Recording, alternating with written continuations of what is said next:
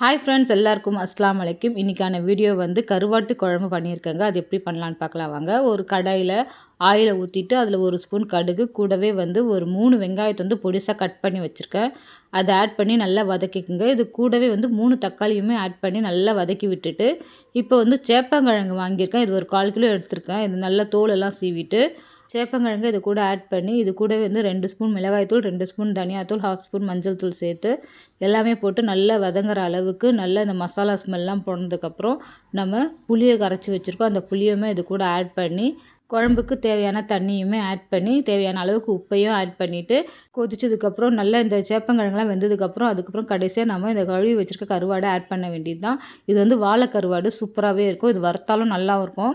சுட சுட சாப்பாடில் இந்த குழம்பு ஊற்றி சாப்பிட்டோன்னு அவ்வளோ சாப்பாடு சாப்பிட்லாம். அவ்வளோ அருமையாக இருக்கும். நீங்களும் ட்ரை பண்ணி பாருங்கள். நெக்ஸ்ட் வீடியோவில் பார்க்கலாம். பாய்.